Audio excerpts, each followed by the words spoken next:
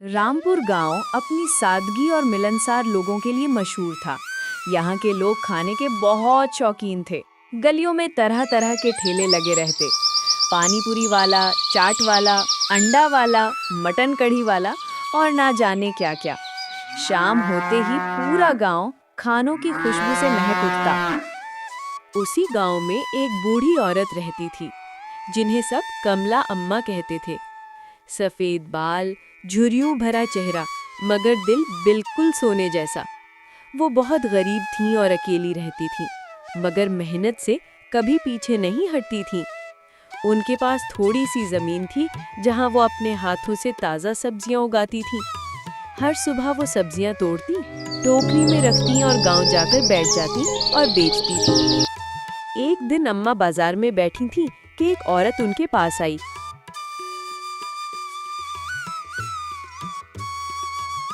अम्मा, कल जो टमाटर दिए थे ना, उफ क्या बात थी।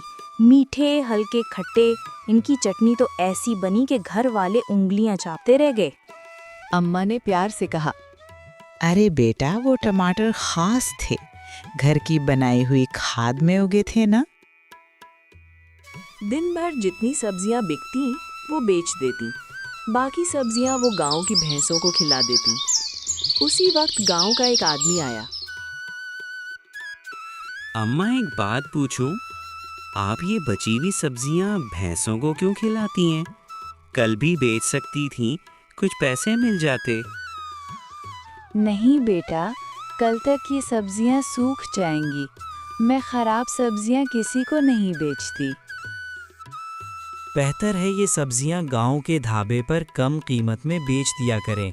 आपको भी फायदा होगा और ढाबे वाले को भी। ये बात अम्मा के दिल को लगी।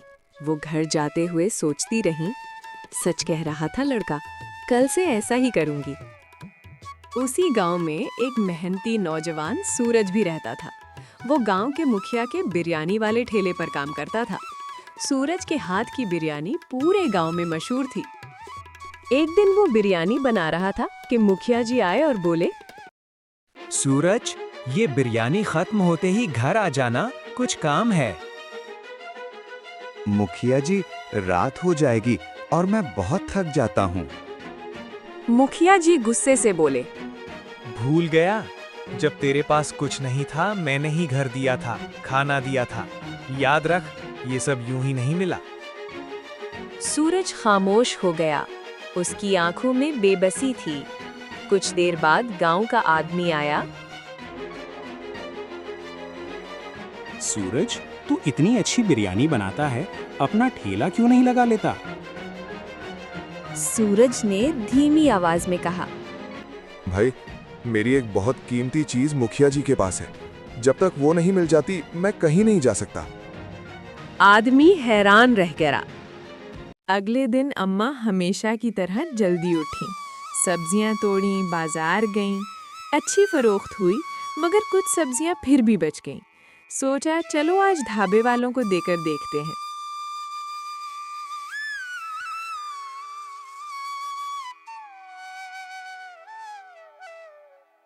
बेटा, ये सब्जियां आधी कीमत में ले लो। वो फौरन मान गया। अम्मा ने पूछा, इस टोकरी से कितनी पाव भाजी बन जाएगी? कम से कम 500 रुपए की। अम्मा हैरान सोचती रहीं, ये लोग कम खर्च में इतना मुनाफा कमा लेते हैं। अगर मैं भी कुछ ऐसा करूं तो? रास्ते में उन्हें सूरज का बिरयानी ठेला नजर आया। अचानक उनके जहन में ख्याल आया, क्यों ना मैं सब्जी बिरयानी बनाऊं? अगले दिन अम्मा ने पहली बार सब्जी बिरयानी बनाई। खुशबू पूरे घर में फैल गई। वो ठीक जगह बैठ गई और पुकारने लगी, आओ आओ, ताज़ा सब्जी बिरयानी, सस्ती भी और मज़ेदार भी। मगर उस दिन सूरज की बिरयानी कोई नहीं खरीद रहा था। एक ग्राहक ने बताया,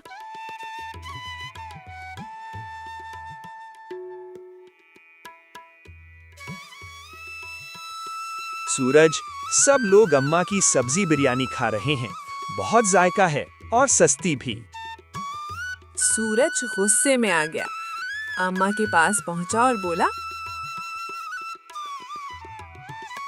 बुढ़िया, अपना ठेला बंद कर, वरना कल से यहाँ नजर ना आना।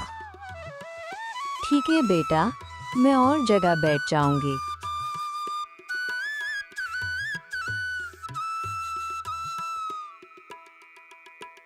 अगले दिन सूरज मुखिया के पास गया। मुखिया जी, अब तो बता दीजिए, मेरी माँ कौन है? मुखिया जी बोली, तुम्हारी माँ इसी गांव में रहती है। उसका नाम कमला है, वही जो सब्जियां बेचती है। सूरज के कदमों तले जमीन निकल गई। कल तो मैंने उनसे बदतमीजी की थी। वो फौरन अम्मा के पास भागा। अम्मा बैठी थी। सूरज उनके सामने जाकर फूट पड़ा।